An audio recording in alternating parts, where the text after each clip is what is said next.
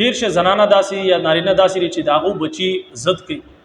او ډیر زیات زد کوي نه د حد نه زیات زد کوي او بیا دوی یو پسې بل پسې یو مولا پسې بل مولا پسې یو پیر پسې بل پیر پسې چې زما بچي چې کوم دغه ډیر زیات زد کوي خبره نه اوري نو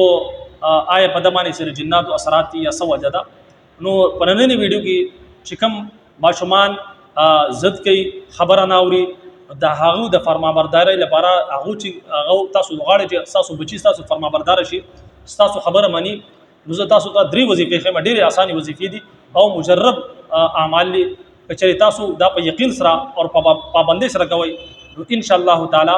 تاسو بچی چې کوم دی هغه تاسو تابعدار وي فرمانبردار وي او دا چې کوم زد وغیرہ کې د شیطانی اثرات دي الله حضرت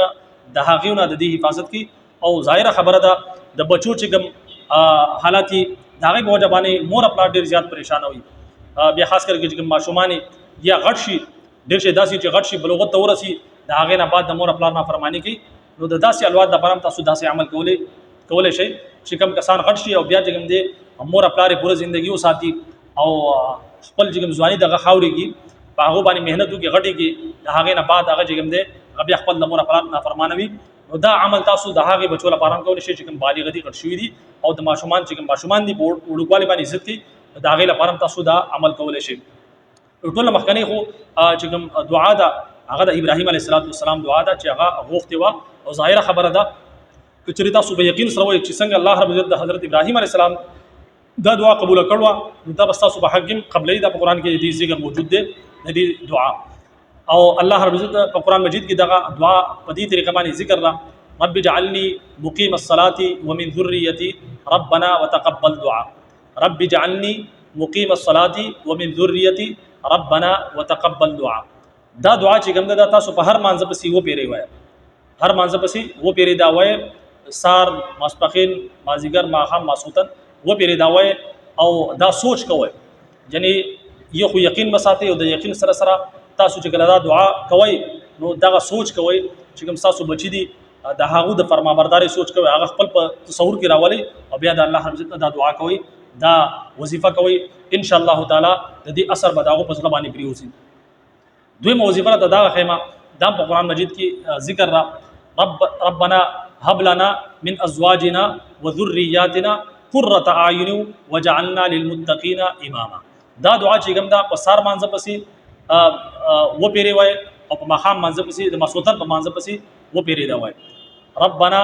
هب لنا من ازواجنا وذرياتنا قرة اعين وجعلنا للمتقين اماما په سار مانځ پسې و پیری او مسوتن مانځ پسې و پیری دا وای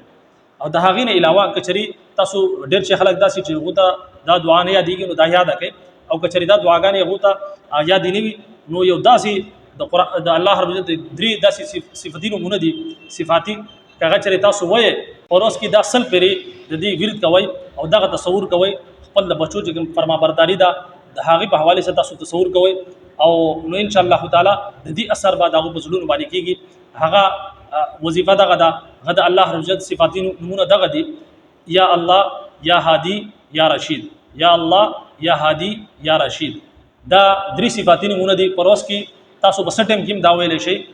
لیکن شرط دا چې مسلسل بوي تسلسل سره بوي دا سره چې یو تاسو د عمل کو بیا خبرې کو پروس کې دا چې کوم صفاتي نمونه دي دا به کم از کم چې کوم دي سل پیری دا پروس کې تاسو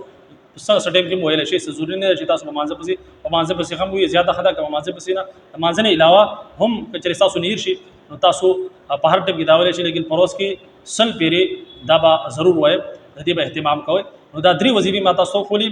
کچري تاسو په دې کې په یو باندې عمل وکړئ په تسلسل سره نو ان شاء الله تعالی تاسو چې کوم بچی دي هغه تاسو فرمانبردار وي بچی چې ماشومان دي ډېر شي عزت کې ډېر ماشومان هغه عزت کې د مور خپل چې کوم دي پورا